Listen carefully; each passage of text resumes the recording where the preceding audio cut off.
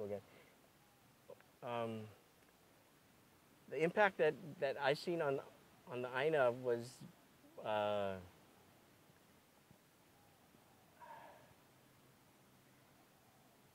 well, Halava right now is ever changing, just like, you know, everything else doesn't stay stagnant, but man's touch is definitely in there because cars are driving in there now.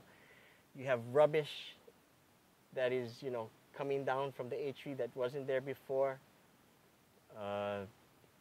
You have seeds that are flying off landscaping trucks that are going back and forth. So you have all this kind of alien species that weren't there before. Now they're starting to grow.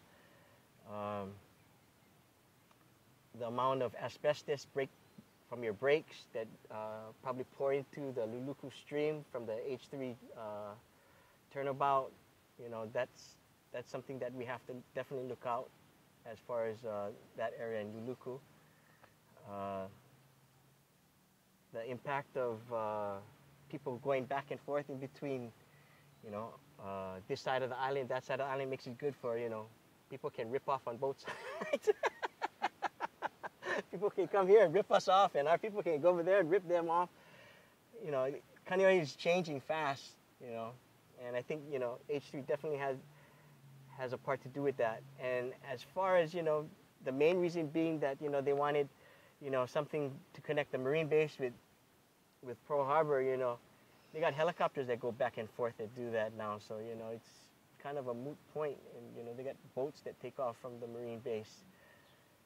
So as far as the adverse impact, you know, the visual sight, you know, yeah, just to see that. I think the cultural landscape, the visual landscape has been severely impacted by the placement of that cement monstrosity. That's another thing that is important for Kanaka Oiwi to have is a perspective and a visual of a cultural landscape, because we have so many shifting baselines right now that our young generations now have no idea what Mokapu looked like before today. Kids that are being born today that will always remember that, hey, H3 was always there, bro. It was always there when I was growing up, right? They have no idea what that visual landscape, that cultural landscape looked like.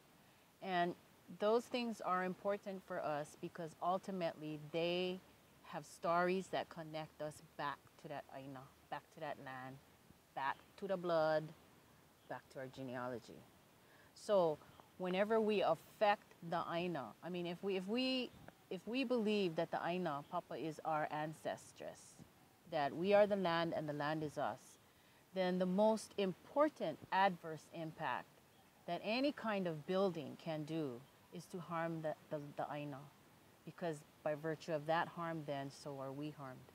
And you know, I don't know that we can ever remove that freeway. And while it brings a lot of people these oohs and ahs as they come out on either end, I for one, you know, am always in awe of what I see when I come out of that tunnel.